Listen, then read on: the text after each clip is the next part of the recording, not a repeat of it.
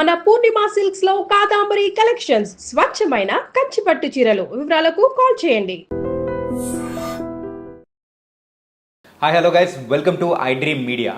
Kidney సమస్యలు మాత్రం present అయితే తరచూ ఎక్కువ అవుతున్నాయి. అసలు కిడ్నీ జబ్బులు రావడానికి గల రీజన్స్ ఏంటి, అసలు ఎలాంటి జాగ్రత్తలు తీసుకుంటే మరి ఒక ప్రజలు కానీ ఎవరైనా ఆ కిడ్నీ సమస్యల నుంచి బయట ఎలా పడతారో వాటి గురించి మనతో ఈరోజు డిస్కస్ చేయడానికి డాక్టర్ భూషణ్ రాజ్ గారు, సీనియర్ ప్రొఫెసర్ ఆఫ్ నెఫ్రాలజీ ఇక్కడ మనతో పాటు ఉన్నారు. ఆయన్ని అడిగి తెలుసుకుందాం.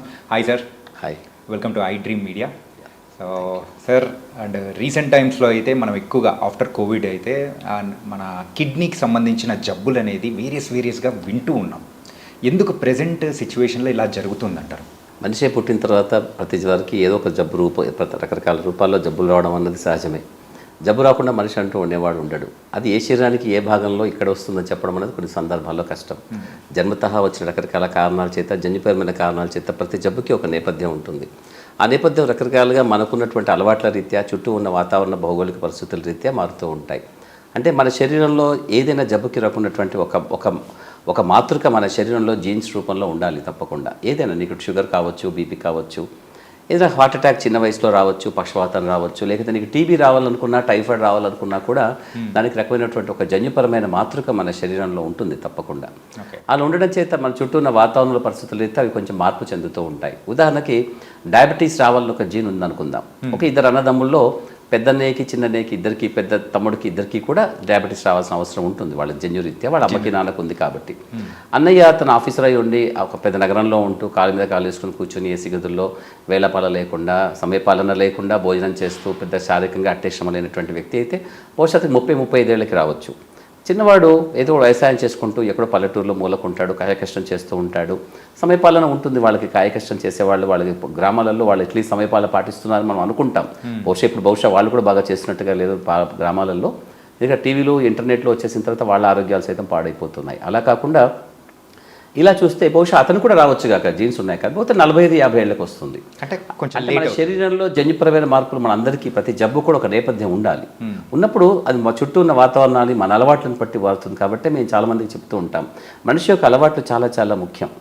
అలా అని చెప్పి అంతే అలవాట్లే ఉన్నాయా అంటే నువ్వు చెప్పవచ్చు కాక. మా ఇంటి పక్కన ఒక అబ్బాయి ఉన్నాడు, 25 ఏళ్ళు, వాడికి 2 కిడ్నీలు కూడా ఫెయిల్ అయ్యాయి. పాపం వాడు చాలా మంచివాడు, ఆల్కహాల్ లేదు, స్మోకింగ్ లేదు, బక్కగా ఉంటాడు. పాపం వాడు ఏం లేదు, చదువుకుంటూ అలా ఉన్నాడు. చదువుకుంటూ ఎగ్జామ్ రాస్తూ ఒకసారి కళ్ళు కింద పడిపోతే ఏంటా అని చూస్తే వాడికి 240 బీపీ ఉంది. ఆ బీపీ ఎందుకు వచ్చిందని పరీక్షలు చేస్తే 2 కిడ్నీలు ఫెయిల్ అయ్యాయని చెప్పారు. మరి వాడికి ఏం లేదు కదా అని అంటే, వాడికి జన్యుపరమైన నేపథ్యం అనగానే కేవలం మనకి వాళ్ళ అమ్మ నాన్నకు ఉండాలి, వాళ్ళ తాతయ్యకు ఉండాలి, వాళ్ళ బాబాయ్కి ఉండాలి, పిన్నికి ఉండాలి, వాళ్ళ పిల్లలకు ఉండాలి, అలా అని కాదు. వాళ్ళ శరీరంలో మాత్రమే ప్రతిఫలించే ఒక రకమైనటువంటి జన్యు మార్పులు ప్రతి మందికి కూడా పుట్టుతున్నప్పుడు జరుగుతూ ఉంటాయి. అందుకే మనం అమ్మా నాన్నల్ని యథాతథంగా అచ్చుగుద్దినట్టుగా ఉండము. మనకంటూ ఒక ప్రత్యేకతైనటువంటి ఒక విశిష్టత ఉంటుంది, శారీరకంగా కానీ, మానసికంగా కానీ, ప్రవర్తనలో కానీ. అందువల్ల అది మన ప్రవర్తన ఏ విధంగా చుట్టూ ఉన్న వాటిని బట్టి మారుతూ ఉంటుందో, మన జన్యుపరమైన అవకాశాలు కూడా మారుతూ ఉంటాయి అవన్నీ కూడా. సో కాబట్టి అప్పటిదాకా నిద్రాణంగా ఉన్నటువంటి కొన్ని జన్యువులు మన అలవాటు చెడ్డగా ఉంటూ బయటపడే అవకాశం ఉంటుంది. ఉదాహరణకి క్యాన్సర్ ఉందనుకుందాం. క్యాన్సర్ ఉన్న వాళ్ళకి 80-90 ఏళ్ళు వాళ్ళు స్మోక్ చేస్తూ ఉంటారు. వాళ్ళు పెద్దగా అట్టే ఏమైనా జబ్బులు ఉండవు, వాళ్ళు బాగానే తాగి ఉంటారు కదా. అలాగే ఒక 5-6 ఏళ్ళుగా తాగిన వాడికి వెంటనే నోట్లోనో క్యాన్సర్ వస్తూ ఉంటుంది. ఎందుకు వచ్చింది అని అంటే వాడికి ఆ జీన్ వాడు నిశ్శబ్దంగా నిద్రాణంగా ఉన్నది వాడుకున్నటువంటి స్మోకింగ్ అనే అలవాటు ద్వారా బయటపడుతుంది. సో కిడ్నీ జబ్బులో కూడా ఇటువంటి నేపథ్యం చాలా వరకు ఉంటుంది. మనిషి యొక్క ఆరోగ్యం ఉన్నది మన గర్భస్థ శిశువుగా ఉన్నప్పుడు, గర్భంలో ఉన్నప్పుడు మనం ఏ విధంగా ఉన్నామో దాన్ని బట్టి ఉంటుంది. అయితే మన శరీరంలో చాలా వరకు ఒక రకమైనటువంటి ఒక బరువుని మనం కలిగి ఉండాలి పుట్టినప్పుడు అందరం కూడా. సుమారు 7.5 నుంచి 3.5 కిలోల దాకా అనుకుందాం. దాదాపుగా యావరేజ్ మనం ఒక 3 కిలోల దాకా మన అందరం పుట్టినప్పుడు బాగా ఉంటే మన ఆరోగ్యం అనుకుందాం. 2.5 కిలోల కంటే తక్కువగా ఉన్నటువంటి వాళ్ళు కడుపులో గర్భస్థ శిశువుగా ఉన్నప్పుడు తల్లి యొక్క ఆహారంలో కానీ, తను తీసుకున్న మందుల వల్ల కానీ, తన చుట్టూ ఉన్న వాతావరణ నేపథ్యంలో కానీ, భౌగోళిక పరిస్థితుల రీత్యా కానీ, తనకి ఏదైనా ఇన్ఫెక్షన్స్ వచ్చినా, తను ఏదైనా మందులు తీసుకోవాల్సి వచ్చినా పొరపాటున అది శరీరంలో ఉన్నటువంటి అనేక వ్యవస్థలని ప్రభావితం చేస్తుంది. అందులో ఒకటి కిడ్నీ కూడా. దాదాపుగా కిడ్నీ చాలా నిశ్శబ్దంగా చాలా వారాల తరబడి నెమ్మదిగా తయారవుతూ ఉంటుంది. కాబట్టి ఇది చాలా ఎక్కువ సమయం తీసుకుంటుంది కిడ్నీ తయారవడానికి. ఈ క్రమేణా రకరకాల అంశాలు ప్రభావితం చేస్తాయి. చాలా అంటే ప్రెగ్నెంట్ అయిన కొన్ని రోజులకి తనకి ఇన్ఫెక్షన్ వచ్చింది అనుకుందాం, మొదటి 6 వారాల్లోనో 8 వారాల్లోనో, అది కూడా ప్రభావితం చేస్తుంది. ఆ సమయంలోనే శరీరంలో మిగతా అవయవాలు ఏదైతే ఉంటాయో అవయవాలు కూడా ప్రభావితం అవుతాయి. ఉదాహరణకి గుండె కూడా దాదాపుగా గుండెలో ఉన్నట్టు మధ్యస్థంగా ఉన్నటువంటి ఒక గది గోడ ఒక గోడ అదే సమయంలో కిడ్నీ తయారవుతున్న సమయంలో అక్కడ కూడా చిన్న చిన్న రంధ్రాలు అవి కనపడుతుంటాయి. పుట్టినప్పుడు చిన్నపిల్లవాడు పుట్టగానే వాడు గుండెలో రంధ్రం ఉందని చెప్తూ ఉంటారు కదా, అటువంటి సందర్భంలో వాళ్ళు కిడ్నీ యొక్క ఆకారంలో పనితీరులో తేడా వచ్చే పద్ధతులు కూడా ఉంటాయి. సో కాబట్టి కేవలం జబ్బు అనేది ఒకటిగా ఉండదు, జబ్బుకి అనేక తోడైన జబ్బులు కూడా ఉంటాయి, వాటిని కూడా మనం చూసుకోవాలి. కాబట్టి ఇక్కడ గర్భస్థ శిశువుగా ఉన్నప్పుడు వచ్చే రకరకాల జబ్బులు తర్వాత మనం పెరిగిన తర్వాత రకరకాల రూపాల్లో బయటపడుతూ ఉంటాయి. ప్రపంచం మొత్తంలో ఇప్పుడు నువ్వు అడిగినట్టుగా ఏదైనా ఒక జబ్బు ప్రధానంగా వస్తోంది, కిడ్నీ ప్రభావితం చేసి పాడు చేస్తోంది అనుకుంటే మన భారతదేశంలో ఎక్కువగా వయసు రీత్యా మనం చూసుకుంటే వాటిని డివైడ్ చేసుకుందాం. ఒక వయసు రీత్యా ఒక 20 ఏళ్ళ 25 ఏళ్ళ లోపల కొంతమందికి, 50 లోపల, తర్వాత 50 దాటిన తర్వాత, లేదా శతాధిక వృద్ధులుగా ఒక 70 80 ఉన్న వాళ్ళకి అలా మనం మార్చుకుంటే రకరకాల కారణాలు ఉంటాయి. పసిపిల్లల్లో చూస్తే ఇప్పుడు నేను చెప్పినట్టుగా పుట్టుకతో శారీరకంగా వాళ్ళ శరీరం బలంగా లేకపోయినా గర్భస్థ శిశువుగా ఉన్నప్పుడు వాళ్ళ శరీరంలో ఏదైనటువంటి అవకరాలు వచ్చే కార్యక్రమం వాళ్ళ తల్లి ద్వారా కానీ రకరకాల కారణాల చేత కానీ కొన్ని జన్యుపరమైన కారణాలు కూడా అప్పటికప్పటికే వచ్చేస్తాయి. పుట్టుకతో వాళ్ళు ఒక కిడ్నీతో పుట్టడము, 2 కిడ్నీలు ఒకే వైపు అతుక్కొని పుట్టినట్టుగా ఉండడము, లేదా 2 కిడ్నీలు కూడా చాలా మొత్తం వాచిపోయినట్టుగా ఊపిపోయినట్టుగా, రక్తనాళాలు దాంట్లో బాగలేకపోవడము, లేదా మూత్రనాళాలు వ్యవస్థ సరిగా లేకపోవడము, ఇటువంటి కారణాల చేత పుడతారు. పుట్టిన తర్వాత కొన్ని రోజులకే వాళ్ళకి తెలిసిపోతుంది, కానీ పుట్టేశారు కాబట్టి అప్పటికి ఆపరేషన్ ద్వారాను రకరకాల పద్ధతులు కొంచెం బాగా చేసుకుంటాం. కానీ అలా చేసుకున్న పూర్తిగా సంపూర్ణంగా బాగవడం కొన్ని సందర్భాల్లో జరగక కాలక్రమేణా నెమ్మదిగా కిడ్నీ ఫలితం తగ్గి వాళ్ళ కిడ్నీ పాడైపోయే అవకాశం ఉంటుంది. కాబట్టి శారీరకంగా ఉన్న అవకరాలతో పుట్టినటువంటి పిల్లల్లో ఏ కారణం చేతనైనా కూడా వాళ్ళకి కిడ్నీలు పాడయ్యే అవకాశం చాలా చిన్న వయసులో వస్తుంది. అలా కాకుండా పసిపిల్లలకి జన్యుపరమైన కారణాల చేత నెఫ్రోటిక్ సిండ్రోమ్ లాంటి జబ్బులు వస్తాయి. నెఫ్రోటిక్ సిండ్రోమ్ అనేది చాలామందికి తెలిసినటువంటి పదమే. నెఫ్రోటిక్ సిండ్రోమ్ చిన్నపిల్లల్లో మూత్రంలో ప్రోటీన్ అనే పదార్థం చాలా పోతూ కాలక్రమేణా ఎటువంటి మందులకి లొంగకుండా నెమ్మదిగా కిడ్నీ పాడైపోతూ ఉంటుంది చాలా రోజుల తర్వాత. నెఫ్రోటిక్ సిండ్రోమ్ మన పిల్లలకి మన కిడ్నీ బయాప్సీ ద్వారా జెనెటిక్ పరీక్షలు చేసుకోవడం ద్వారా వాళ్ళ జబ్బు నిర్ధారించి దానికి మందులు ఎటువంటి పెట్టాలి అని చెప్తూ ఉంటాం. ఇందులో 5 లేదా ఒక 10% మంది పిల్లలకి సంపూర్ణంగా బాగయ్యే అవకాశం ఉంటుంది, ఒక 10% దాకా. అందులో ఒక 60-70% మంది పిల్లలకి రకరకాలుగా మందులు వేసుకుంటూ తీసేస్తూ కొన్ని సంవత్సరాల తర్వాత నెమ్మదిగా అది పోయే అవకాశం ఉంటుంది. కానీ ఈలోగా వాళ్ళు చాలా కష్టపడతారు, అమ్మా నాన్నలు చాలా బాధపడతారు, పిల్లలు కూడా కష్టపడతారు శారీరకంగా మానసికంగా. చిన్నపిల్లలు కదా పాపం, వాళ్ళకి చిన్న జబ్బులు ఇది వచ్చిన అమ్మా నాన్న కూడా చాలా బాధలో ఉంటారు వాళ్ళంతా కూడా. అలాగే కొంతమంది ఒక 10% మంది మాత్రం ఎటువంటి మందులకు లొంగకుండా చాలా త్వరితగతిన తీవ్రంగా అయిపోయిన జబ్బుతో వాళ్ళు కిడ్నీ పూర్తిగా పాడు చేసుకునే అవకాశం ఉంటారు. కిడ్నీ ఫెయిల్ అవుతున్న చిన్న పిల్లల్లో వీళ్ళు సుమారుగా ఒక 25-30% ఈ పిల్లలు ఉంటారు. శారీరక అవకరాలతో పుట్టినటువంటి వాళ్ళలో ఒక 25-30% ఉంటే ఒక 25-30% ఈ పిల్లలు ఉంటారు. అలా కాకుండా అకారణంగా ఎటువంటి కారణం లేకుండా కూడా కిడ్నీలు పాడేవాళ్ళు ఇంకొక 30-35% దాకా ఉంటారు. వెలిసి 100% దాదాపుగా వీళ్ళలోనే ఉంటారు చిన్నపిల్లలు. అలాగే మధ్య వయసులో ఉన్నటువంటి వాళ్ళు, యువకుల దగ్గర నుంచి మధ్య వయసులో ఉన్నటువంటి వాళ్ళలో దాదాపుగా మనకి జన్యుపరమైన కారణాల చేత వచ్చే గ్లోమరులర్ డిసీజెస్లో ఎక్కువగా వస్తూ ఉంటాయి. అందులో మూత్రంలో ప్రోటీన్ పోవడము. ఇప్పుడు నేను ఉదాహరణ చెప్పినట్టుగా నీకు ఇంట్రడక్షన్లో యంగ్ పిల్లవాడు చక్కగా పనిచేసుకుంటున్నాడు, తింటున్నాడు, తిరుగుతున్నాడు, అన్నీ బాగానే ఉన్నాయి. వాడికి సడన్గా ఒకసారి కళ్ళు తిరిగాయి, లేదా కళ్ళు బ్లర్డ్గా కనపడుతూ ఉన్నాయి, ఏదో హెడేక్లా వస్తుంది, అడపదడప ఏందో వచ్చిందని చెప్పేసి డాక్టర్కి వెళ్ళి చూస్తే బీపీ చూస్తే ఒకసారిగా 220/140. అదే 220 అంటే నేను చాలా బాగున్నాను కదా, నేను యువకుడిని, నాకు బీపీ ఉండడం కనీసం ప్రేమలో పడి విఫలం కూడా కాలేదు, నాకెందుకు బీపీ పెరుగుతుంది అనుకునే ఆనందంలో వాడు వెళ్ళి మళ్ళీ చెక్ చేసుకోవడం మర్చిపోతాడు, లేదా ఆ బాధతో భయంతో చెక్ చేసుకుంటాడు, ఆ బీపీ అలాగే పెరుగుతూ ఉంటుంది. ఈ క్రమంలో పరీక్షలన్నీ చేయగా వాడి 2 కిడ్నీలు చాలా చిన్నగా అయిపోయినట్టు పాడినట్టుగా తెలుస్తూ ఉంటుంది. కొంతమందికి కిడ్నీ సైజ్ బాగుంటే మేము కిడ్నీ బయాప్సీ చేసి ఐజీఐ నెఫ్రోపతి, FSGS లాంటి రకరకాల జబ్బులు మేము చెప్తూ ఉంటాం. వీటన్నిటి కూడా ఒక జన్యుపరమైన నేపథ్యం ఉంటుంది వాళ్ళలో. కొన్ని సందర్భాల్లో మనకు చెప్పడం చాలా కష్టం. ఇప్పుడిప్పుడే కొత్తగా ఈ 4-5 ఏళ్లలో 3-4 ఏళ్లలో రకరకాల పద్ధతుల ద్వారా మనకు తెలుసుకుంటుంది వాళ్ళ రకరకాల జన్యువులు ఏ విధంగా ప్రభావితం చేసి కిడ్నీలు చాలా మంచి వయసులో అంటే 20, 25, 30 ఏళ్లలో ఉన్న పిల్లలు ఎంత ఆరోగ్యంగా అనిపిస్తారు మనకి, ఎంత ఆనందంగా తిరుగుతూ ఉంటారు. వాళ్ళకి అంత అట్టే కష్టాలు ఇంకా మొదలవు జీవితంలో. అప్పుడు ఇంత పెద్ద ఆరోగ్య సమస్య ఉన్న పళంగా వాళ్ళు ఎత్తున పడేసరికి వాళ్ళు చాలా భయపడిపోతారు. అమ్మ నాన్నలకు చాలా దుఃఖం, ఖేదం కలుగుతుంది. మీ అబ్బాయి 2 కిడ్నీలు పాడయ్యాయి అని చెప్తే ఇంతకుముందు నేను చెప్పినట్టుగా వాళ్ళకి ఎంత కష్టం అవుతుంది. వాళ్ళకి చిన్న పిల్లవాడిని 2 కిడ్నీలు ఫెయిల్ అయ్యాయి, నువ్వు డయాలసిస్ చేసుకోవాలి, కిడ్నీ మార్చుకోవాలని అంటే వాళ్ళకు వాళ్ళ జీవితంలో ఒక పెద్ద శరాఘాతం, వాళ్ళకి ఎంత కష్టం అనిపిస్తుంది వాళ్ళకి. సో అలాంటి వాళ్ళు అలాగా కొన్ని వీళ్ళలో కొంతమందికి స్మోకింగ్, ఆల్కహాలిజము, స్థూలకాయంతో ఉండడం కొన్ని ప్రభావం, ఒబిసిటీ కూడా. ఇప్పుడు మన భారతదేశంలో ఒబిసిటీ మనం 15-18 ఏళ్ల పిల్లల నుంచే చూస్తున్నాం. అసలు 15 ఏళ్ళ చిన్న పిల్లల్లోనే స్కూల్లోనే ఉంటున్నారు. స్కూల్లో వెళ్ళే పిల్లల్లో దాదాపుగా ప్రతి 4వ అబ్బాయి లేదా అమ్మాయి ఒబీస్గా ఉంటున్నారు. ఇప్పుడు మిగతా వాళ్ళు తర్వాత ఒబీస్ అవుతున్నారు, అంతే, ఇంకోటి ఏం లేదు. అందుకే వెరసి నలుగురిలో ఒక్కరు మాత్రమే సాధారణంగా మనం అనుకున్నటువంటి ఒక మంచి బరువుతో ఉన్నారని అనుకుంటున్నాం. దాదాపుగా నలుగురిలో ముగ్గురు ఇప్పుడు కానీ ఆ తర్వాత కానీ ఒబీస్ అయిపోతున్నారు. దాదాపుగా 20-22 ఏళ్ల వయసులో ఉన్న పిల్లల్లో దాదాపుగా నడుము చుట్టుకొలత బాగా పెరగడము, చాలా లావుగా ఉండడం అలా చూస్తున్నాం. బహుశా ఆహారంలో ఉన్నటువంటిది. ఒకప్పుడు పిల్లలు 4 ఉండేవాళ్ళు, వాళ్ళందరికీ అమ్మ నాన్నలు కొంచెం తూచినట్టుగా కొలిచినట్టుగా కొద్దిగా పెట్టేవాళ్ళు, వాళ్ళు కొంచెంగా తినేవాళ్ళు, అందరూ డివైడ్ చేసుకొని తింటే కొంచెమే మిగులుతుంది. ఇప్పుడు అలా లేదు. ఒకరు లేదా ఇద్దరు పిల్లలు, వాళ్ళ అమ్మ నాన్నల సంపాదన అంతా ప్రేమంతా కూడా ఆహారం రూపంలో చెప్తున్నారు పిల్లలకి. సో కూర్చోబెట్టి తింటున్నారు. అలాగే శారీరక శ్రమ బాగా తగ్గిపోయింది పిల్లల్లో. స్కూల్కి వెళ్ళే పిల్లలు కూడా ఆటలాడే వాళ్ళు చాలా తక్కువ. అందరూ సిటీ బస్సులో వెళ్తారు, స్కూల్ బస్సులో వెళ్తారు. కాబట్టి వాళ్ళకి అట్టిగా శారీరకంగా శ్రమ కూడా లేదు. స్కూల్కి నడుచుకుంటూ వెళ్ళి వెనుకొచ్చే ఒకనొక జనరేషన్ ఇప్పుడు అలా కనిపించడం లేదు అందరికీ కూడా. సో శారీరక శ్రమ పెద్దగా లేకపోవడం పిల్లలకి, అలాగే ఆహార అలవాట్లో అధికంగా శక్తిదాయకమైనటువంటి హై కెలరీ డైట్ బాగా తీసుకుంటున్నారు పిల్లల్లో. అందువల్ల పిల్లలు చాలా ఒబీస్ అవుతున్నారు. కాబట్టి వాళ్ళలో సైతం మేము డయాబెటీస్ చూస్తున్నాము. 15-18-25 లోపల డయాబెటీస్ ఉన్నటువంటి వాళ్ళు నాకు అనేకంగా ఉన్నారు పిల్లలు. నాకు చాలా ఆశ్చర్యం అవుతోంది. బహుశా 30 ఏళ్ల క్రితం మేము పేషెంట్ చూస్తున్నప్పుడు అలాంటి సందర్భం లేదు. ఇప్పుడు చాలామంది పిల్లలు వస్తున్నారు. చాలామంది వాళ్ళు టైప్ 2 డయాబెటీస్ అంటూ పెద్దవాళ్ళకి వచ్చే డయాబెటీస్, అది అంటే 45-50 ఏళ్ళు దాటిన తర్వాత వచ్చే డయాబెటీస్, అది మేము పిల్లల్లోనే చూస్తున్నాము. 15-18, 24, 25, 30, 32లో చూసేస్తున్నాం. ఇలాంటి వాళ్ళందరికీ చాలా తొందరగా డయాబెటీస్ వచ్చినప్పుడు వాళ్ళ కిడ్నీలు చాలా తొందరగా పాడయ్యే అవకాశం ఉంటుంది డయాబెటీస్ రీత్యా. వాళ్ళు ఇంకోటి ఏంటంటే వాళ్ళు అంతే అట్టే అవగాహన పెంచుకోరు వాళ్ళు. ఇంకా నాకెందుకు వచ్చిందిరా, నేను మంచిగా ఉన్నాను కదా, నేను చిన్నపిల్లవాడిని కదా అనుకుంటూ ఉండగానే ఆ శరీరానికి కావాల్సినంత హాని డయాబెటీస్ ద్వారా జరిగిపోతుంది. కానీ అంటే వాళ్ళు ట్రూత్ని యాక్సెప్ట్ చేయలేక ఇంకా అలాగే కంటిన్యూ అయిపోతుంది. అది మానవ సహజమైనటువంటి గుణం. చెడు చెప్పినప్పుడు వెంటనే ఒప్పుకోము, అదే మంచి చెప్తే మనం వెంటనే యాక్సెప్ట్ చేస్తాము. అది మంచిలో ఉన్న గొప్పతనం అని కాదు, కానీ చెడులో ఉన్నటువంటి బలహీనత ఇది. ఇక్కడ వీళ్ళు యాక్సెప్ట్ చేయరు వెంటనే. అందులో ఆరోగ్యపరమైనటువంటిది కదా. ఎందుకంటే పైకి మనం అందరూ ఆరోగ్యంగా కనిపిస్తాం, అంతర్గతంగా జరుగుతున్నటువంటి విధ్వంసాన్ని మనం బయటికి కనిపించేలా చెయ్యము. అందువల్ల చాలామంది ఆరోగ్యంగా ఉన్నామని అనుకుంటారు. చిన్నపిల్లవాడికి మీకు కిడ్నీ బాగోలేదు, కిడ్నీ ఫెయిల్ అయిందని చెప్తే ఒప్పుకోవడం అనేది చాలా వరకు జరగదు. అందుకే ప్రతి పేషెంట్ కూడా కనీసం 7 లేదా 8 మంది డాక్టర్లను చూస్తాడు అని యావరేజ్. నేను కూడా చూస్తూ ఉంటాను. నేను ఎన్నో డాక్టర్ని అడుగుతూ ఉంటాను చాలామందిని. చాలామంది అలా తిరిగి వస్తారు. వాళ్ళు నాతో కూడా ఏముండరు, ఇంకో డాక్టర్ దగ్గరికి పోతారు. అందరూ ఏ డాక్టర్ చెప్తాడో అంటారు, కానీ అందరూ దాదాపుగా స్థూలంగా ఒకే విధంగా చెప్తారు. కానీ వాళ్ళకి ఎక్కడ నచ్చింది అనేది వాళ్ళు అక్కడ కంటిన్యూ చేస్తారు, అది వేరే విషయం. కానీ దాదాపు ప్రతి ఒక్కరికి కూడా ఈ డాక్టర్ కాకుండా ఇంకో డాక్టర్ ఇంకేదైనా మంచి విషయం చెప్తాడా అనుకుంటారు. కానీ సైన్స్లో ఆరోగ్య సమస్యలు బాగా ఎక్కువైనప్పుడు డాక్టర్లు మీకు ఒక మంచి ఏదో ఒక ప్రవచనంలాగానో, ఏదో రామాయణ భారతంలో ఉన్న కథలోని ఒక మంచి నీతి కథలానో, నీతి చంద్రిక లాంటి కథల్లాగా చెప్పరు ఇవన్నీ కూడా. కానీ వాళ్ళు ఎక్స్పెక్ట్ చేస్తారు కొన్ని సందర్భాల్లో.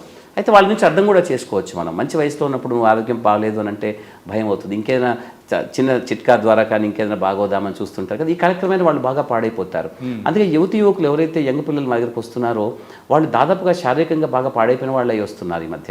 ఎందుకంటే వాళ్ళు కాలాన్ని వృధా చేసుకుంటున్నారు. అనేక కాలయాపన చేసిన తర్వాత నెమ్మదిగా వచ్చి అప్పుడు మేము ఒప్పుకున్న దానికి ఇప్పుడు బాగా పాడైపోయామనో, లేదా కష్టంలో ఉన్నామనో, లేకపోతే అన్కాన్షియస్ అయిపోయి అపస్మారక స్థితిలో వస్తే మాకు తప్పదు కాబట్టి కుటుంబ సభ్యులు మమ్మల్ని దండం పెట్టి ప్లీజ్ చేసేయండి, ఏదో విధంగా చూసేయండి, మేము చాలా సమయం. అప్పటికి వాళ్ళు పశ్చాత్తాపడ్డా కూడా పశ్చాత్తాపంతో సమాజంలో ఏమైనా గుర్తింపు ఉంటుందేమో, కానీ ఇక్కడ మాత్రం గుర్తింపు ఉండదు. శారీరకంగా పాడైపోయి ఉంటారు. సో అందువల్లనే కిడ్నీ జబ్బులకి చాలా చెడ్డపేరు రావడానికి ఇది ఒక ప్రధాన కారణం. అంటే కిడ్నీ జబ్బులు చాలా సులభంగా ఉంటుంది, గుర్తించడం చాలా సులభము, చాలా ఆలస్యమైనప్పటికీ కూడా. అలాగే చికిత్స చాలా సులభంగా ఉంటుంది. ఇప్పుడు ఒకనొక కాలంలో చాలా ఖర్చుతో కూడుకున్నది అనుకున్నా ఇప్పుడు అంతగా ఉండటం లేదు, కానీ తీసుకోవడం చాలా ఆలస్యంగా జరుగుతుంది. కాబట్టి చాలామంది చనిపోతున్నారు. యువకుల్లో చాలా కారణాలు మనం వెతకడం అనేది కొన్ని సందర్భాల్లో కష్టమవుతుంది, రావడం ఆలస్యం వస్తున్నారు కాబట్టి.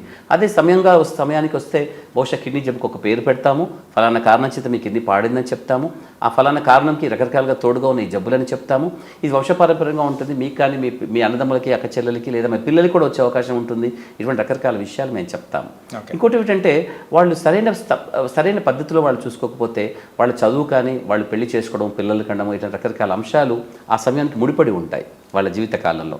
వాళ్ళు వాటిని కూడా చాలా చిన్నాభిన్నం చేసుకున్నట్టుగా ఉంటుంది. కాబట్టి ఎప్పుడు ఏ సమయానికి ఏం చేయాలని చదువుకుని విజ్ఞత కలిగే డాక్టర్లు చెప్పినట్టుగా విని పాటించడం అనేది చాలా వరకు మంచిది. యంగ్ పిల్లల్లో అది చూస్తాం మేము. మధ్యస్థ వయసులో ఉన్న వాళ్ళు మెయిన్గా కిడ్నీ సమస్యలు ఉన్నాయని తెలుసుకోవడానికి గల సిమ్టమ్స్ ఏమన్నా ఉంటాయంటారా? దాదాపుగా కిడ్నీ జబ్బు చాలా నిశ్శబ్దంగా ఉంటుంది. నిజానికి కిడ్నీ జబ్బు అని కాదు, చాలా వరకు జబ్బులు నిశ్శబ్దంగా ఉంటాయి. కాబట్టి మీరు అనుకుంటుంటారు, మీకు తెలిసిన వాళ్ళలో ఎవరో హార్ట్ క్యాన్సర్ వచ్చిందట, కానీ క్యాన్సర్ అప్పుడే 4వ దశలో ఉంది, మొత్తం స్ప్రెడ్ అయిపోయింది అని అంటూ ఉంటారు.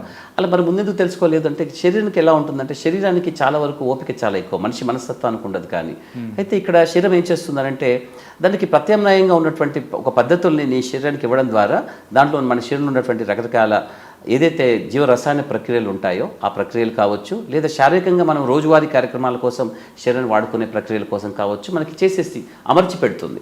అందువల్ల మనం అట్టే తెలుసుకోము. ఉదాహరణకి పెద్ద పేగులో ఒక చిన్న క్యాన్సర్ వచ్చిన వాడికి చాలా రోజులు పడుతుంది, ఎందుకంటే వాడికి ఏ విధంగా కూడా లక్షణాలు బయట కనిపించవు.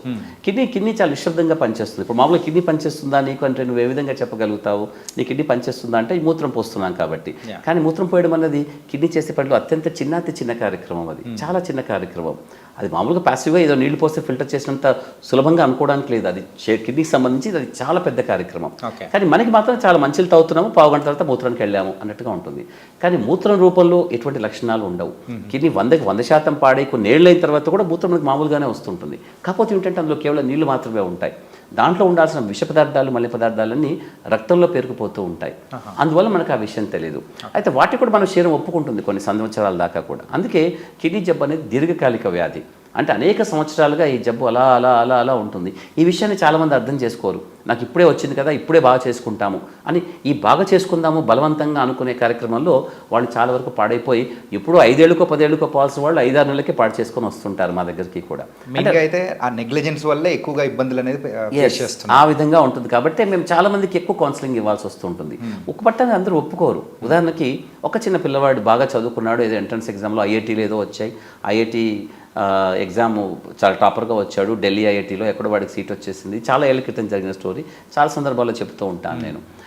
ఢిల్లీలో అడ్మిట్ అయిన తర్వాత జాయిన్ అయిపోయిన తర్వాత వాడికి హోమ్ సిక్ అయిపోయి ఇంటికి వద్దాం అనుకున్నప్పుడు జాయిన్ అయిపోయిన 2 వారాలకే మళ్ళీ ఏపీ ఎక్స్ప్రెస్లోనో తెలంగాణ ఎక్స్ప్రెస్లోనో హైదరాబాద్ దాకా వస్తూ మధుర ఏదో కట్లెట్ తింటాడు, ఇంటికి వచ్చిన తర్వాత వాంతులు చేసుకుంటే కట్లెట్ తిన్నాడు కాబట్టి వాంతులు చేసుకున్నారు వాళ్ళు అనుకుంటూ ఉంటారు. ఆ 2వ రోజు 3వ రోజు కూడా తగ్గకపోతే ఏమిటంటే డాక్టర్ దగ్గరలో ఉన్న ఫిజిషియన్ చూపిస్తే వాళ్ళు ఏదో కాకతాళీయంగా కొన్ని మందులు ఇచ్చి తర్వాత పరీక్షలు చేస్తే అందులో కిడ్నీ బాగాలేదని చెప్పి మా దగ్గరికి వస్తే మేము నీ కిడ్నీ చాలా ఏళ్ళుగా బాగాలేదు అని చెప్తామనుకోండి.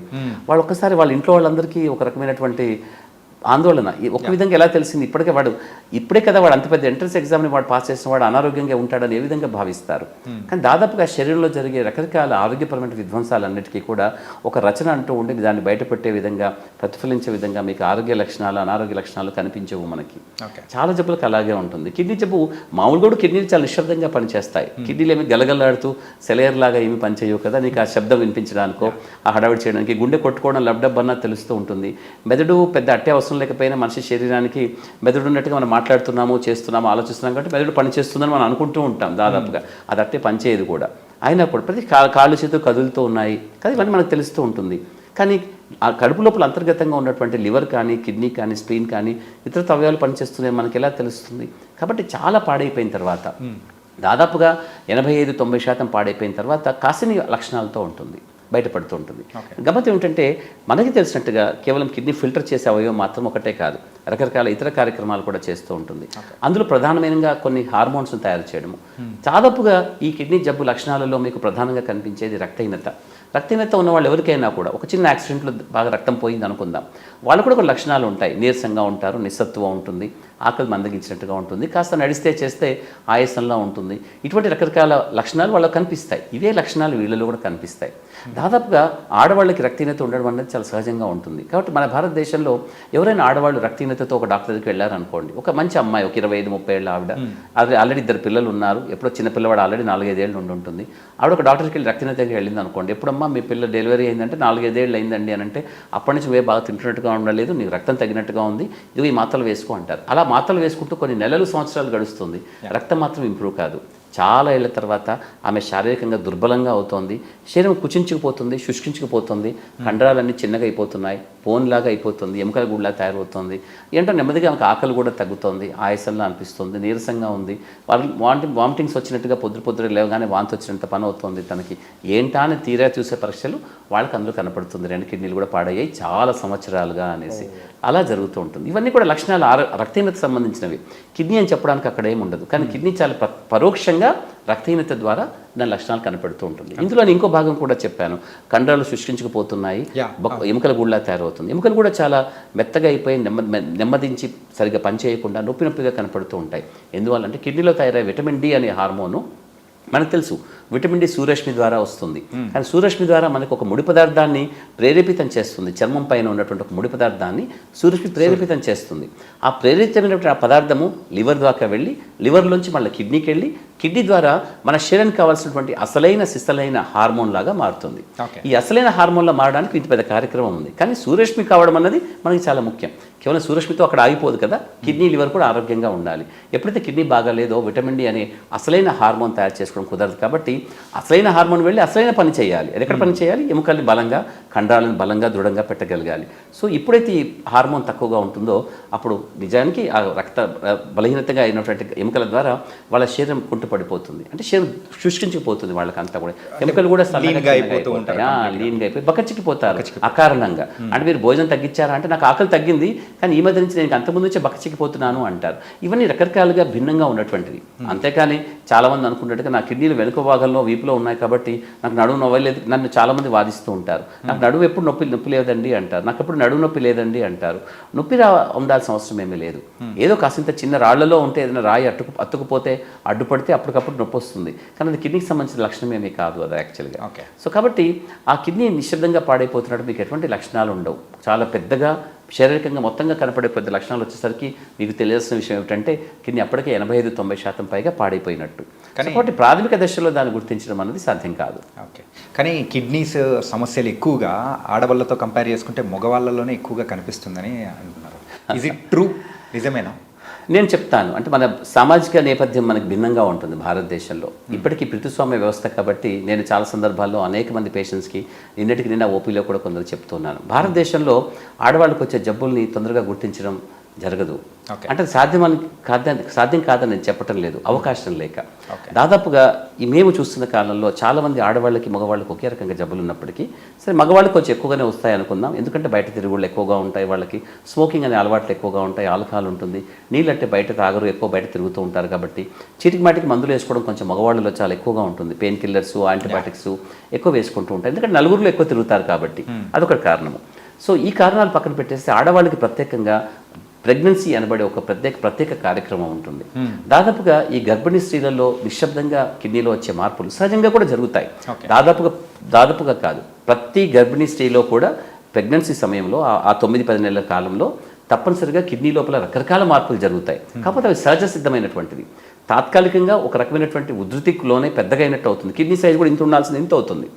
మూత్రం కూడా ఎక్కువ తయారవుతూ ఉంటుంది. రకరకాల కార్యక్రమాలు భిన్నంగా తయారవుతాయి. కానీ అవన్నీ కూడా డెలివరీ అవ్వగానే పూర్తిగా మంచిగా అయిపోతాయి. కాబట్టి వాళ్ళంతా ఆరోగ్యంగా ఉంటున్నారు. కానీ అన్ఫార్చునేట్లీ ఒక చిన్న గ్రూప్ ఆఫ్ పీపుల్, కొద్ది మందిలో మాత్రమే తప్పనిసరిగా ఈ మార్పులు కొంచెం చెడుగా పరిణమించి అది వాళ్ళకి తెలిసి కొన్ని సందర్భాల్లో, తెలియక అనేక సందర్భాల్లో కిడ్నీ చాలా నిశ్శబ్దంగా ఒక రకమైనటువంటి ఇంజురీకి గురవుతూ ఉంటుంది. ఆ కిడ్నీ జరిగినటువంటి ఆ దెబ్బ కాలక్రమేణా చాలా ఏళ్ల తర్వాత చిన్న కిడ్నీ రూపంలో, జబ్బు రూపంలో బయటపడుతూ ఉంటుంది. కాబట్టి నేను ఎప్పుడు చెప్తుంటా, ఇప్పుడు ఉదాహరణకి ఈ అమ్మాయికి చెప్పినట్టుగా 4-5 ఏళ్ల కొడుకున్నాడంటే ఆ రెండో ప్రెగ్నెన్సీలో ఆమెకి కిడ్నీ బాగా ఇన్సల్ట్ అయిన తర్వాత ఇప్పుడు మనం 4-5 ఏళ్ళు చూసరికి 2 కిడ్నీలు కూర్చుంచిపోతాయి. కిడ్నీ జరిగిన ఇన్సల్ట్ ఎప్పుడు జరిగింది? అవమానం కానీ ఇంజురీ కానీ అది రెండవ ప్రెగ్నెన్సీలో జరిగింది తనకి. ఇటువంటి కార్యక్రమాలు చాలా జరుగుతాయి ఆడవాళ్ళకి కూడా.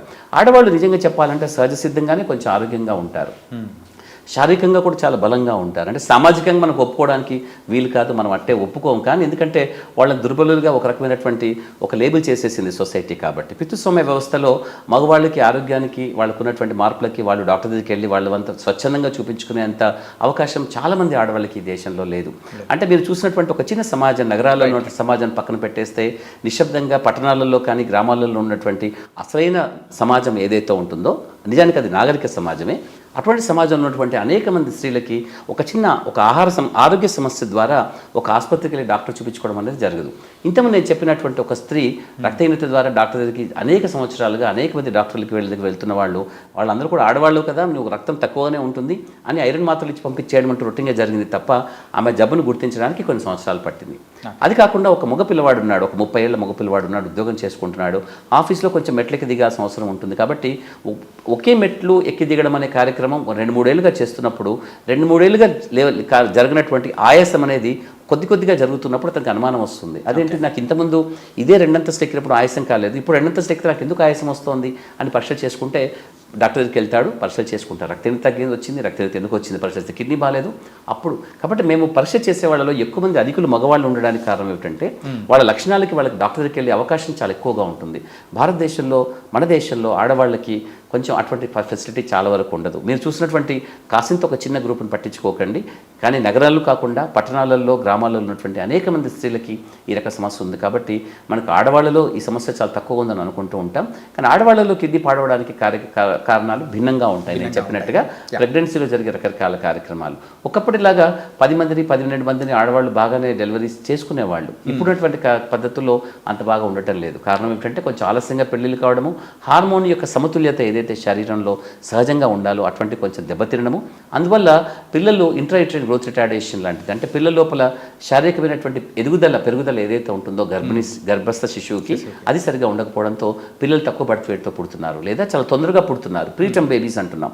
ఇటువంటి కారణాల చేత పిల్లలు పుట్టినప్పుడు వాళ్ళలో కిడ్నీకి సంబంధించినటువంటి నెఫ్రాన్స్, అంటే కిడ్నీ పనితనాన్ని సూచికగా నెఫ్రాన్స్ అంటూ ఉంటాం. ఒక యూనిట్ అనుకుందాం, ఒక గోడలో ఉన్న యూనిట్ ఏంటి, ఒక ఇటుక. అలాగే కిడ్నీ లోపల ఫిల్టర్స్ లాగా నెఫ్రాన్స్ అని ఉంటాయి. అది దాదాపుగా 10-15 లక్షలు ఉండాలి ఒక్కో కిడ్నీలో కూడా. దాదాపుగా 7 లక్షలు 8 లక్షలు 9 లక్షలతో పుట్టిన పిల్లలు కూడా ఉంటారు. కాలక్రమేణా వాళ్ళు పెరుగుతూ ఉన్నప్పుడు అది వాళ్ళకి తొందరగా కిడ్నీ పాడే అవకాశానికి, నేను చెప్పాను కదా, ఒక నేపథ్యం ఏదో ఉండాలి కిడ్నీ పాడవడానికి. జన్యుపరమైన కారణాలు కానీ ఇటువంటి కారణాలు కానీ, ఇటువంటి కారణాల చేత కూడా కిడ్నీలు దాదాపుగా మంచి వయసులో ఉన్నప్పుడు 25-30 సంవత్సరాలు ఉండగా వాళ్ళకి పాడవడానికి ఎక్కువ కారణం ఉంటుంది. అండ్ కిడ్నీ ట్రాన్స్ప్లాంటేషన్స్ అనేది కూడా జరుగుతూ ఉంది. కాకపోతే ఒక వ్యక్తి ఎక్కువ కాలం డయాలసిస్ చేయించుకుంటూ అలా ఉన్నాడంటే ఎంతకాలం అని అట్లా చేయించుకుంటూ ఉండగలుగుతాడు? ప్రపంచంలో దాదాపుగా 50 సంవత్సరాల పైగా డయాలసిస్ చేసుకుని ఉన్న వాళ్ళు ఉన్నారు. ట్రాన్స్ప్లాంటేషన్ 50-56 సంవత్సరాలు చేయించుకొని బతికిన వాళ్ళు కూడా ఉన్నారు. ఒకనొక వ్యక్తికి దాదాపుగా కడుపులో ఉన్నటువంటి కిడ్నీ తన 76-78 ఏళ్ళకి చనిపోయిన కాలానికి కడుపులో ఉన్న కిడ్నీ యొక్క వయసు దాదాపుగా 104-106 సంవత్సరాలు. అంటే అంత పాత కిడ్నీ చాలా ఏళ్ళుగా అతను పనిచేసి. ఇదంతా ఎందుకు చెప్తున్నా అంటే అందరికీ ఇలా జరుగుతుందని కాదు, నేను చెప్పిన విషయాన్ని తప్పుపట్టాల్సిన అవసరం లేదు. ఎందుకనంటే ప్రపంచంలో అది సాధ్యమైంది. అందరికీ అది సాధ్యమవుతుందా అంటే ఎవరెస్ట్ ఎంతమందికి ఎక్కుతారు, ఒలింపిక్స్లో ఎంతమంది గోల్డ్ మెడల్స్ వస్తాయి, చాలా తక్కువ. అలాగా అది కాదని చెప్పడం లేదు. అసాధ్యమైంది ప్రతి ఒక్కరు సుసాధ్యం చేసుకోగలుగుతారా అంటే అది వాళ్ళ యొక్క ఆలోచన పద్ధతి సరళిని బట్టి ఉంటుంది. ఒక మంచి కానీ చెడు కానీ అనేది భిన్నంగా ఉంటాయి నేపథ్యాలు. కాకపోతే అది మంచిగా పరిణమిస్తుందా చెడుగా పరిణమిస్తుందా చెప్పుకోవడానికి వాళ్ళ ఆలోచన ఏ విధంగా ఉన్నది చాలా ముఖ్యం. జబ్బు అందరిలో ఒకటే, ఒకే జబ్బుతో 5 రోజుల్లో చనిపోయిన వాళ్ళు ఉన్నారు, 50 ఏళ్ళు ఆ జబ్బుతో బతికిన వాళ్ళు కూడా ఉంటారు. మధ్యలో చాలామంది వస్తూ పోతూ ఉంటారు. రీజన్ ఏమిటంటే వాళ్ళ ఆలోచన సరళి మారిపోతూ ఉంటుంది. ఒక జబ్బు చెప్పగానే వాళ్ళు డిప్రెషన్కి వెళ్ళిపోయి బాధపడిపోయి ఇంకా నాకు అయిపోయింది జీవితం అనుకునే బాధలో ఉంటారు. నిజానికి ఆ జబ్బు కంటే వాళ్ళకి ఆలోచన విధానం వాళ్ళకి ఎక్కువ హాని చేసినట్టుగా అనిపిస్తుంది. నేను నా పేషెంట్స్ అందరినీ సహజంగా తిడుతూనే ఉంటాను. ఎందుకంటే జబ్బుని మీరు పెద్దగా గొప్పగా ఊహించకండి. జబ్బు రాకపోతే మనుషులకి ఇంకే విధంగా ఉంటుంది, అంతా ఒకే విధంగా ఉండడానికి మనిషి జీవితం అంత సులభమైనటువంటిది ఏమి కాదు. ప్రకృతిలో ఉన్న ఏ జీవి అయినా సరే వెళ్ళిపోవడానికి రకరకాల కార్యక్రమాలు ఉండాలి. కానీ మనిషి అనే జీవి మాత్రం కోటాను కోట్లుగా సృష్టించుకునే అవకాశం వచ్చినప్పుడు దాన్ని తగ్గించుకునే అవకాశం కూడా ప్రకృతి కొంచెం తయారు చేస్తుంటుంది. దాంట్లో ఒక మృత్యు అనేది ఒకటి. మృత్యు అనేది సహజ సిద్ధంగా కూడా ఉండడం అనేది కావాలి, లేదా కేవలం ఏదో ప్రకృతి వైపరీత్యాల ద్వారా వచ్చింది, దానివల్ల వచ్చి యాక్సిడెంట్ల ద్వారా రూపంలో వచ్చింది, అది అక్కర్లేదు కదా. అవి కూడా జరుగుతూ ఉంటాయి దురదృష్టవశాత్తు. కానీ సహజ సిద్ధమైన శరీరానికి సహజంగా ఉండే జబ్బులు కూడా సహజమైనవని అనుకోవాలి. ఎందువల్ల అనంటే అది ఒక భాగం కాబట్టి. మనం పుట్టినప్పుడు పసికందు నుంచి మనం బాల్యంలోంచి యవనంలోంచి మనం ముసలితనం దాకా వెళుతున్నటువంటి పద్ధతిలో కార్యక్రమమైన శరీర మార్పులు ఎలా వస్తాయో శరీరంలో రకరకాల మార్పులకు అనుగుణంగానే శరీరం తయారు చేయబడింది. మనం వాడుకోవడం అనేది వాడుకోవాల్సిందే. కానీ వాడుకోవడానికి ఒక పద్ధతి తప్పినప్పుడు లేదా జన్యుస్, అందుకే జీన్స్ అని చెప్తూ ఉంటాను నేను, జన్యులు మనకు అన్ని మారిపోతూ ఉంటాయి. నిజానికి మనం అంటూ ఉంటే ఆ జన్యుల యొక్క నేపథ్యమే. మనకు ఒక మంచి పాట పాడేవాళ్ళు ఉంటారు, ఆటలు ఆడేవాళ్ళు ఉంటారు, కొందరు అందంగా ఉంటారు, కొందరు కురూపిగా ఉంటారు, కొందరు డ్యాన్స్ చేసేవాళ్ళు ఉంటారు, రచయితలు ఉంటారు, కవులు ఉంటారు, జ్ఞానవంతులు ఉంటారు, మేధావులు ఉంటారు, పరమ అమాయకంగా ఉన్నవాళ్ళు ఉంటారు. ఈ మనస్తత్వాలన్నిటికీ కూడా నేపథ్యం జీన్స్లో ఉంటుంది ఎక్కడైనా కూడా. సో వీటికి ప్రభావితం చేసేవి మన అలవాట్లు. కాబట్టి జబ్బులు ఏ రూపంలో వచ్చినా కూడా మన ఆలోచన సరళి చక్కగా ఉంటే, అవును ఇది నా శరీరానికి కావాల్సింది నాలో రాసుంది, అవును నీకు ఒక మంచితనాన్ని ఇచ్చినప్పుడు దాన్ని ఒప్పుకుంటున్నావు కదా, అదే శరీరము కొంచెం చెడు కూడా ఇచ్చినప్పుడు దాన్ని ఒప్పుకోవడంలో వచ్చిన కష్టం ఏమిటి? ఒక 6 అడుగులు అందగాడు ఉన్న పిల్లవాడు నగరికి వచ్చినప్పుడు నేను ఇంత బాగా ఉన్నాను, హ్యాండ్సమ్గా ఉన్నాను, నాకెందుకు ఈ కిడ్నీ జబ్బు వచ్చింది, నాకేం చెడు అలవాట్లు కూడా లేవు అని బాధపడి ఏడుస్తున్నప్పుడు నేను చెప్తాను, ఇదే శరీరాన్ని నీకు బాగా ఇచ్చినప్పుడు వాడుకొని మంచి అనుకున్నప్పుడు ఈ చెడు కూడా ఇచ్చినప్పుడు దీన్ని చెడ్డగా అనుకోవడానికి అవకాశం ఎక్కడ ఉంది? దాన్ని కూడా ఒప్పుకుంటే నువ్వు ప్రశాంతంగా ఉంటావు. జబ్బును ఒప్పుకోకపోవడం ద్వారా చాలామంది చాలా తప్పు చేస్తారు. అంత సులభం కాదు, నేను చెప్పినంత సులభం కాదు, నేను ఒప్పుకుంటాను. కాకపోతే ఏంటంటే ఏదో ఒక రోజులో దాన్ని ప్రశాంతంగా ఒప్పుకున్నప్పుడు తర్వాత జీవితంలో ఉన్నటువంటి ఒక అశాంతిని మనం పూర్తిగా తీసేసినట్టు అవుతుంది. తర్వాత కార్యక్రమం ఏం చేయాలనేది ఇప్పుడు మనం ఆలోచిస్తాం. సో కిడ్నీ జబ్బును ఒప్పుకున్న తర్వాతే మనం డయాలసిస్ అని ఉంటుంది. అయితే చాలామంది డయాలసిస్ చేసుకోవాలనగానే ఇంకా వాళ్ళకి ఉదాహరణలన్నీ వచ్చేస్తుంటాయి. ఫలానా వ్యక్తి డయాలసిస్ చేసుకుంటే 3 నెలలకే పోయాడు, ఇంకో వ్యక్తి 3 ఏళ్ళకి పోయాడు, అతను నేను చూశాను ఎముకల గూడులా ఉన్నాడు, అతను బాగలేడు, అతను నాతో చెప్పాడు భూతల ప్రత్యక్ష నరకం అంటే మరొకటి కాదు, ఇది డయాలసిస్ అని నాకు చెప్పాడు. అంటే ప్రతి ఒక్కరు వాళ్ళ భావోద్వేగాలతో వాళ్ళకున్న జ్ఞానంతో ఏదో మాట్లాడేస్తారు, కానీ అందులో ఉన్నటువంటి నిజం ఎంత, నిజాయితీ ఎంత అని మనం చూడాలి. కొన్ని సందర్భాల్లో నిజాయితీ ఉండవచ్చు కాక, ఎందుకంటే పాపం వాళ్ళు కష్టాల్లో ఉన్నవాళ్ళు కాబట్టి ఒక్కొక్కరు వాళ్ళ కష్టానికి ఒక్కొక్క రకమైనటువంటి భావోద్వేగంతో ప్రదర్శిస్తారు. కానీ నిజమంతా ఉండాల్సినంత అవసరమేమీ లేదు. ఎందుకంటే ఒకరిద్దరు అభిప్రాయాలు కాదు, కొన్ని వేలాది లక్షలాది కోట్లాది మంది యొక్క ప్రజల యొక్క వాళ్ళ స్వరూపాన్ని, స్వభావాన్ని, జబ్బు యొక్క స్వభావాన్ని తెలుసుకొని మనం చెప్తాం. కాబట్టి వాటి ఆధారంగా చెప్పేది కిడ్నీ ఫెయిల్యూర్ అన్నది ఒక రకమైనటువంటి శాపగ్రస్త జీవితానికి కారణం ఎప్పటికీ కాదు. కిడ్నీ ఫెయిల్యూర్కి చాలా చక్కటి ట్రీట్మెంట్ ఉంటుంది. ఆ చక్కటి ట్రీట్మెంట్ తీసుకోవడానికి ఫస్ట్ మన ఆలోచన విధానాన్ని మొట్టమొదటిగా దాన్ని మనం సక్రమంగా ఉండేలా పెట్టుకోవాలి. అంటే ఒక పాజిటివ్ థింకింగ్ అనుకుందాం, ఒక సకారాత్మకమైనటువంటి ఆలోచన విధానం ఉండడం అనేది ప్రతి మనిషికి చాలా ముఖ్యం. సో అది చూసుకున్న తర్వాత ఆ జబ్బు యొక్క కథా కమామీషి ఏంటో మనం తెలుసుకోవాలి. ఏ విధంగా వచ్చిందన్నది కొన్ని సందర్భాల్లో అవసరం కూడా లేదు. ఒకవేళ అక్కర్లేదు తెలిస్తే మంచిదే, ఎందుకంటే చాలా వరకు నేను చెప్తాను, చాలా వరకు జబ్బును తెలుసుకోవడము, ఎందువల్ల వచ్చిందో తెలుసుకోవడం అన్నది చాలా చాలా ముఖ్యం. కొన్ని సందర్భాల్లో ఏ జబ్బు చేతనైతే కిడ్నీ పాడైందో ఒకవేళ కిడ్నీ ట్రాన్స్ప్లాంటేషన్ చేసుకుంటే అదే జబ్బు చేత మళ్ళీ కొత్త కిడ్నీ కూడా పాడే అవకాశం ఉంటుంది. కాబట్టి ప్రతి పేషెంట్ కూడా కాలయాపన చేయకుండా ఆ డాక్టర్ని ఈ డాక్టర్ని కలిసి నా కిడ్నీ పాడైందట నేనేం చేయాలి, కిడ్నీ పాడవకుండా నేనేం చేయాలని అడుగుతారు, కానీ కిడ్నీ ఎందుకు పాడైంది, దాన్ని బాగా చేసుకునే అవకాశం మొదట్లో ఉండిందా, ఇప్పుడు నాకు కిడ్నీ పాడైంది ఏందో కారణం చెప్పి నాకు బాగా చేసే అవకాశం ఉంటుందని మాత్రం ఎవరు అడగరు. అంటే ప్రతి ఒక్కరికి పాస్ అవ్వాలని ఉంటుంది, కానీ కష్టపడి చదవాలని ఉండదు. అదే కదా కష్టం అయిపోతుంది. సో కాబట్టి మీరు కారణం ఏంటో తెలుసుకోవడం అనేది చాలా ముఖ్యం. కాబట్టి సమయానికి డాక్టర్ దగ్గరికి వెళ్ళడం. కానీ దురదృష్టవశాత్తు మన సమాజంలో దాదాపుగా అందరూ మాకున్న ఇక్కడున్నటువంటి పరిస్థితుల్లో 80% మంది చాలా ఆలస్యంగా వస్తారు. అంటే అప్పటికి కాలాతీతం అయిపోతుంది, వాళ్ళకి చాలా కాలాన్ని తెలుసుకునే అవకాశం కూడా మాకు పోతుంది. అటువంటి వారిని మేము కొంతమందిని చూసి వాళ్ళకి కిడ్నీ బయాప్సీ ద్వారా కానీ రకరకాల జన్యుపరమైన మార్పుల వల్ల పరీక్షలు చేసే కానీ ఆ కారణాల చేత వాళ్ళు కనుక్కోగలుగుతాము. కానీ అది కూడా చాలా ఆలస్యంగానే కొన్ని సందర్భాల్లో. అయినా కొన్ని అటువంటి ఇన్ఫర్మేషన్ ఎప్పటికీ మనకు వృధా కాదు. ఒకటి చెప్తాను, శారీరకంగా మనం చేసుకున్నటువంటి పరీక్ష, రక్త పరీక్ష కానీ, మూత్ర పరీక్ష కానీ, పరీక్ష స్కాన్స్ కానీ ఏది కూడా వృధా కావు. దాంట్లో ఉన్నటువంటి అత్యద్భుతమైనటువంటి అంశాన్ని మనం ఏ విధంగానే వాడుకోవచ్చు ఎక్కడైనా కూడా. నేను అది చెప్తుంటాను, నిన్న ఒకరికి చెప్తున్నాను, బాధలో ఉన్నటువంటి అమ్మాయికి సమాజంలో చాలామంది మంచి వాళ్ళే ఉంటారు, నిజానికి అందరూ మంచి వాళ్ళే ఉంటారు. అంటే వాళ్ళు ఉన్న చెడుని చూడాలని నువ్వు అనుకుంటే తప్ప వాళ్ళలో చెడు కనిపించదు, అంత అవసరం కూడా లేదు, ఎందుకు చూడాలి. వాళ్ళు చాలామంది సహాయం చేయాలనుకుంటారు. ఒక అమ్మాయి చాలా డిప్రెషన్లో ఉండి బాధపడిపోయి ఇంకా నాకు అక్కర్లేదు, కిడ్నీ ఫెయిల్ అయింది, 10-12 ఏళ్ళుగా చూస్తున్నాను, ఇంకా అయిపోయింది నా జీవితం అంటే, అలా కాదు అని చెప్తున్నాను.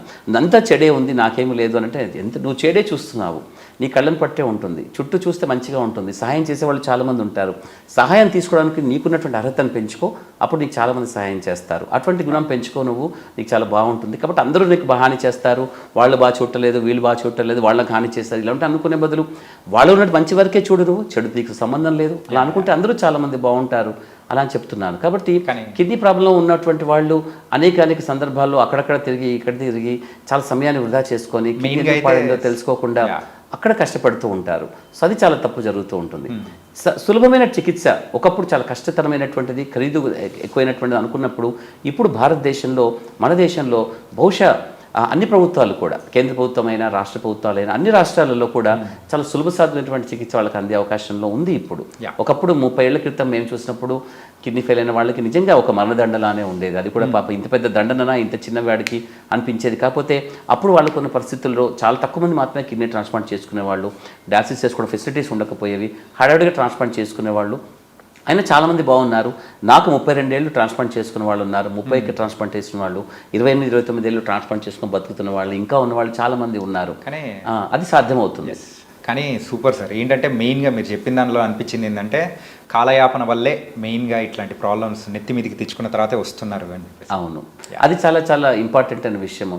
కాబట్టి మీరు డాక్టర్ల యొక్క ఒపీనియన్లు తీసుకుంటూ చాలామంది ఒపీనియన్స్ తీసుకొని పోతూ ఉంటారు. ఒక చిన్న గమ్మత్తైన విషయం చెప్తాను. ఇక్కడ నేను దాదాపు 23 సంవత్సరాలుగా రోజు సాయంత్రం 4 గంటల నుంచి రాత్రి 9 గంటల దాకా, అంటే సుమారు ఒక 5 గంటల దాకా అనేక మంది పేషెంట్స్ని చూస్తూ ఉన్నాను. ఒక 1,00,000 మందిని చూస్తుంటాను. అందులో దాదాపుగా 5-10% తిరిగి నా దగ్గరికి ఎప్పుడు రాలేదు వాళ్ళంతా కూడా. అయితే వాళ్ళందరూ కూడా నాలాగా అనేక మంది డాక్టర్లు తిరుగుతూ ఉంటారు, ఎక్కడో చోట సెటిల్ అయిపోతుంది కాదని నేను చెప్పటం లేదు. అవి కేవలం ఒపీనియన్స్ మాత్రమే. ఒపీనియన్స్ తీసుకుంటూ పోయే వాళ్ళు చాలామంది ఉంటారు, వాళ్ళకి పెద్దగా అట్టే లాభం ఉండదు. సరైన విధానంలో, సరైన పద్ధతిలో, క్రమశిక్షణాయుతంగా ఒక చికిత్సా విధానాన్ని గుర్తించి గౌరవించి దాన్ని అవలంబించడం అనేది చాలా వరకు మంచిది. అది చాలామంది చెయ్యరు. అందువల్లనే వాళ్ళు ఏం చేస్తారంటే సైన్స్ చాలా చెడ్డది, సైన్స్ నాకు లాభం చేయలేదు కాబట్టి జబ్బుతో నేను ఇలా పాడైపోయాను అనుకుంటారు. కానీ జబ్బులు నీకు హాని చేయాలనే ఉద్దేశంతో అన్నీ రావు. కోవిడ్ కూడా నేను ఇదే చెప్పాను. కోవిడ్ కాలంలో కోవిడ్ మనం చంపడానికి కష్టగట్టేమీ రాలేదు. మనకి ఎంత మనిషి మేధస్సు ఎంతవరకు పెంచుకుంటాడు, ఒక రకమైనటువంటి ఒక ఎమర్జెన్సీ సిచ్యుయేషన్ నీ జీవితంలో వచ్చినప్పుడు మనిషి ఏ విధంగా తిరిగి ప్రతిస్పందిస్తాడనే విషయాన్ని చెక్ చేయడం కోసం ప్రకృతి అడపదడప కొన్ని పరీక్షలు పెడుతూ ఉంటుంది. ఆ పరీక్షలో నిలదొక్కుకోకపోతే నీ కర్మ అది. సో సైన్స్ రకరకాల అంటే మనిషి సమాజము లాగానే మనిషి శరీరం కూడా రకరకాలుగా అనేక ఆటుపోట్లకు గురవుతుంటుంది. అందులో కొన్ని భాగాలు జబ్బులు కూడా. మనిషి మేధస్సు ప్రపంచంలో అందరిది. ఒక జ్ఞానం ఒకటి సొత్తేమీ కాదు. ఒక జ్ఞానం మొత్తం విశ్వవ్యాప్తమై ఉంటుంది. ఎక్కడో తయారు చేసి మనం వాడుకుంటాం. సెల్ ఫోన్ ఎవరో తయారు చేశారు, ఇంటర్నెట్ ఎవరో తయారు చేశారు, ఎందుకు ఒక అగ్గిపెట్టె ఎవరు కనిపెట్టారో మనకు తెలియదు కూడా. అగ్గిపుల్లతో లేకపోతే ప్రపంచం నాగరికత ఇంత పెరిగేదా? కనీసం ఒక కుండ తయారు చేసుకోవడానికి కూడా మనకి కష్టమే. ఒక పేపర్ కానీ పెన్ను కానీ చూడండి, ఇంత అద్భుతమైనటువంటి మనిషి మేధస్సు సంబంధించినటువంటి అంశాలు ఇవన్నీ కూడా. ఇవన్నీ మందులు కూడా ఎవరో కనిపెడతారు. దాని వెనుక లక్షలాది మంది డాక్టర్లు, శాస్త్రవేత్తలు, వాళ్ళ కృషి, వాళ్ళ శ్రమ, వాళ్ళ మేధస్సు ఉంటుంది. దాన్ని సరిగా వాడుకోవడానికి, సరైన సమయంలో వాడుకోవడానికి మన విచక్షణ మనకి చాలా ముఖ్యం. చాలామంది విచక్షణ ప్రదర్శించరు.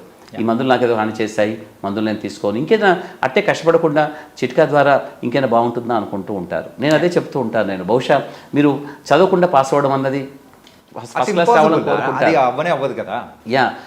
రావాలని కోరుకోవడం కాదు, మీరు క్లాస్ ఫస్ట్ రావాలని కోరుకుంటున్నారు. అది ఇంకా చాలా కష్టం. ఎందుకంటే తప్పు కూడా అలాగే అసలు చదవకుండా ఫస్ట్ క్లాస్ రావాలని కోరుకోవడమే తప్పు. అంటే క్లాస్ ఫస్ట్ రావాలనుకోవడం అనేది అత్యాశ, దురాశ అవుతుంది. సో మనిషి శరీరానికి, అత్యాశకి మనిషి శరీరం స్పందించాల్సిన అవసరం లేదు. ప్రకృతి కాదు, సైన్స్ కూడా స్పందించదు. సో మనిషి ఒక అవసరాన్ని గుర్తిస్తుంది, అవసరాన్ని తీరుస్తుంది. ప్రకృతి అయినా, సైన్స్ అయినా, శరీర ధర్మమైనా కూడా. సో జబ్బుల్ని మనము గుర్తించి వాటిని, శరీరాన్ని గౌరవించి, శారీరక ధర్మాన్ని కాపాడుకుంటూ దాన్ని పాడు చేసుకోకుండా, కేవలం కిడ్నీ ఒక అవయవం మాత్రమే పాడైపోయినప్పుడు కిడ్నీ మాత్రమే పాడైపోతుంది. నువ్వు అనవసరంగా కాలయాపన చేసినా దాన్ని గుర్తించకుండా శరీరం మొత్తాన్ని బాగా జాగ్రత్తగా చూసుకోకపోతే మిగతా అవయవాలు కూడా నెమ్మదిగా పాడైపోతాయి. కాబట్టి మీరు వాళ్ళు గుండె పాడై చనిపోయారని, పక్షవాతం వచ్చి చనిపోయారని, ఇన్ఫెక్షన్ వచ్చి చనిపోయారని, కాళ్ళు చేతులు ఫ్రాక్చర్లు అయి చనిపోయారనేసి, మంచనబడి పాడైపోయాడని, ఇలాంటి అక్కడికి ఎందుకు చూస్తారంటే అక్కడ పాడైంది కిడ్నీ ఒక్కటే కదా. దాని ప్రత్యామ్నాయంగా డయాలసిస్ ఒకటి ఉంది, ట్రాన్స్ప్లాంటేషన్ ఉంది. అయినా వాళ్ళు ఎందుకు పాడైపోతున్నారంటే సమయాన్ని గుర్తించకపోవడము, సరైన చికిత్స వాళ్ళు సరిగ్గా తీసుకోకపోవడము, ఇంకేదైనా ప్రత్యామ్నాయ వైద్య విధానాలు రకరకాల వేలాదిగా మన దేశంలో ఉంటాయి, ప్రపంచం మొత్తంలో ఉన్నాయి, మన దేశం అని కాదు. వాటిని అవలంబించి ఇంకేదైనా తొందరగా తీసుకుందామనే ఒక కాలయాపనలో చాలామంది శారీరక ధర్మాన్ని పాడు చేసుకుంటూ ఉంటారు. కాబట్టి వాళ్ళు డయాలసిస్ చేసుకున్నా, ట్రాన్స్ప్లాంట్ చేసుకున్నా చాలా ఏళ్ళు మనలేరు. ఆ విధంగానే చాలామంది డయాలసిస్ మీద చెడు అభిప్రాయము. ట్రాన్స్ప్లాంట్ చేసుకుంటే ఇప్పటికీ చాలామంది ఉంటారు. కొంతమంది డయాలసిస్లో ఉంటారు, 20 ఏళ్ళుగా ఉంటారు డయాలసిస్లో. నువ్వు ట్రాన్స్ప్లాంటేషన్ చేసుకోవాలంటే వద్దు సార్, నేను చూశాను కొంత ట్రాన్స్ప్లాంట్ చేసుకొని చనిపోయిన వాళ్ళు ఉన్నారు, నాకు పర్వాలేదు, తప్పేమీ లేదు, ఎందుకంటే డయాలసిస్ కూడా దానికి ప్రత్యామ్నాయమే. కానీ ఏదో ఒక రోజు అవసరం అవుతుందనుకుంటే మాత్రం ట్రాన్స్ప్లాంటేషన్ అనేది ప్రపంచం మొత్తంలో, ఆధునిక సమాజంలో, ఆధునిక వైద్య శాస్త్రంలో ఉన్నటువంటి అద్భుతాలలో ఒకటి తప్పకుండా ఈ ట్రాన్స్ప్లాంటేషన్. అంటే వేరే అవయవాలతో కంపేర్ చేసుకుంటే కిడ్నీ సక్సెస్ రేట్ అనేది కూడా ఎక్కువగా ఉంది, చాలా ఎక్కువ. మొదటి 1 ఇయర్లో దాదాపుగా 97-98% సక్సెస్ రేట్ ఉంటుంది. తర్వాత 5 ఏళ్లలో దాదాపు 70-75% బాగుంటుంది. అంటే 5 ఏళ్లలో ఒక 25% మంది నిజంగా కిడ్నీ కోల్పోతారు, లేదా కొంతమంది అందులో చనిపోతారు కూడా. వాటిలో కూడా చాలా వరకు మానవ సహజమైనటువంటి కొన్ని తప్పిదాలు మనకు కనిపిస్తూ ఉంటాయి. వాటి కొన్ని సందర్భాల్లో వాటి సరిచేయలేకపోతాము. అంటే మీ ఎలా ఉంటుందంటే ప్రతి పేషెంట్ కూడా డాక్టర్ అనేవాడు వాళ్ళకి ఎటువంటి కష్టం వచ్చినా కూడా వెంటనే దానికి సమాధానం చెప్పాలి, వెంటనే దాన్ని పూర్తిగా నార్మల్ చేయాలనుకుంటూ ఉంటాడు. నార్మల్ చేయాలనే ఉద్దేశం మాకున్నప్పటికీ కూడా వాళ్ళ శారీరక ధర్మం దానికి సహకరించదు, ఆ విధంగా సహకరించదు. కాబట్టి ఆ మందులు పెద్ద గట్టిగా పనిచేయవు, ఏదో చాలా చాలా టెక్నికల్ ప్రాబ్లమ్స్ ఉంటాయి. చాలా వరకు కూడా టెక్నికల్ అండ్ ప్రాక్టికల్ ఇష్యూస్ వల్ల చాలామంది చనిపోవడం అనేది కోవిడ్ కాలంలో కాదు, నిత్యకృత్యంగా ప్రతిరోజు కూడా మేము చేస్తూ ఉంటాం. జబ్బులన్నీ మనకి ఏదో హాని చేయడం కోసం కష్టగట్టినట్టుగా మన మీద ఏదో అటాక్ చేసి వాడిని అలా అనుకుంటే నిజంగా మనిషి వేల సంవత్సరాలుగా మానవ జన్మాది కనిపించకపోయేది ప్రకృతిలో కానీ భూమి మీద కానీ. ఏ విధంగా కనపడుతోంది ఎన్ని ప్రకృతి వైపరీత్యాలు, వరదలు, తుఫాన్లు, బీభత్సలు, అతివృష్టి, అనావృష్టి. చూడు అలాగే మనిషికి రకరకాల జబ్బులు. ఒకప్పుడైతే కలరా, డిఫ్తీరియా, డిసెంట్రీ, టైఫాయిడ్ వాటితో టీబీ తర్వాత ఇప్పుడు చూడండి ఇప్పుడు నాన్ కమ్యూనికబుల్ డిసీజెస్ ఇప్పుడు అంతా కూడా, అలాగే ఒబిసిటీ స్థూలకాయంతో పాటు షుగర్లు, బీపీలు, కిడ్నీ జబ్బులు, గుండె జబ్బులు, క్యాన్సర్లు, ఎన్ని రకాల జబ్బులు అన్నీ వస్తున్నా కూడా మనిషి యొక్క అస్తిత్వం అనేది మాత్రం ప్రపంచంలోంచి తీసేయడం సాధ్యం కాలేదు ప్రకృతిలోంచి. ఎందువల్ల అంటే వాటన్నిటికీ మనిషి ఒక మేధస్సులో ఒక మంచి సమాధానం చెప్పగలిగే అవకాశం ఉంటుంది. అది మందుల రూపంలో, చికిత్స రూపంలో, శస్త్రచికిత్సలు, సర్జరీ కావచ్చు, రకరకాల ఇటువంటి పద్ధతులు కావచ్చు, డయాలసిస్ లాంటి ప్రక్రియలు కావచ్చు, రకరకాలుగా జర్నీ జరగబడుతూనే ఉంటుంది. కాబట్టి ఏ జబ్బుకైనా మనం ఏదో అయిపోయింది జీవితం అంతా అనుకోవాల్సిన అవసరం లేదు. అది బహుశా తాత్కాలిక విరామం మాత్రమే, తర్వాత ఇంకా మంచి జరిగే అవకాశం ఉంటుంది. కాబట్టి రేపటి గురించి మంచిగా ఉండాలి, బాగుండాలి అనుకుంటే ఈరోజు మనం చాలా బాగా చేసుకోవాలి. కాబట్టి ఒక మంచి పద్ధతిని వాళ్ళు ఎన్నుకొని ఆ పద్ధతిని గౌరవించి దాన్ని అవలంబించి దాంట్లో ఒక అంతర్భాగంగా ఉండగలిగితే ఎంత పెద్ద జబ్బు ఉన్నప్పటికీ కూడా వాళ్ళకి చాలా మంచి జరుగుతుంది. Nice super sir. మొత్తానికైతే సో A to Z మాత్రం చక్కగా సూపర్గా చెప్పారు సార్. ఏంటంటే ఎటువంటి పరిస్థితుల్లో వచ్చారో, ఎటువంటి పరిస్థితుల్లో వచ్చి వాళ్ళు కరెక్ట్గా సెలెక్ట్ చేసుకున్నారంటే వీటి నుంచి ఈజీగా బయటపడచ్చు అని కూడా చాలా చక్కగా చెప్పారు. So thank you so much sir. Yes. So guys, మెయిన్గా అయితే కిడ్నీ సమస్యల్లో మెయిన్గా లేట్గా మనమైతే డిటెక్ట్ చేసుకొని అది కూడా ట్రీట్మెంట్ కోసం కూడా లేట్గా వస్తాం కాబట్టి అక్కడే ఎక్కువ ప్రమాదాలు జరుగుతుంటాయి. ముందే డిటెక్ట్ కానీ చేసుకొని మీరు కనుక ముందే ట్రీట్మెంట్ అనేది స్టార్ట్ చేశారంటే మరి అయితే ఇట్లాంటి సమస్యల నుంచి కూడా తొందరగా బయటపడచ్చు. సో ఇది వాళ్ళ ప్రోగ్రామ్. మరో ప్రోగ్రామ్తో మళ్ళీ కలుద్దాం. అంతవరకు take care. This is your Chanakya. See you. And for more videos, Please subscribe to iDream. Please subscribe to iDream. Please subscribe iDream. And please subscribe to iDream. For more videos, subscribe to iDream. please like, share and subscribe to the channel. Congratulations, iDream. Subscribe to iDream. Subscribe to iDream. So subscribe to iDream Media. iDream team అందరికి huge congratulations. Please subscribe iDream Media. Please subscribe to iDream. Subscribe iDream. Please subscribe to iDream. iDream అంటే నా కళల ఛానల్ను subscribe చేసుకున్న నోరు తిరుగుతలేదు, మీరైతే గంట గుర్తు కొట్టండి. For more such videos, please subscribe to iDream. Subscribe to iDream. Please subscribe to iDream. Please subscribe iDream Media. Please do subscribe to iDream. Please subscribe to iDream Media. For best entertainment and information, please subscribe iDream. And don't forget to subscribe to iDream.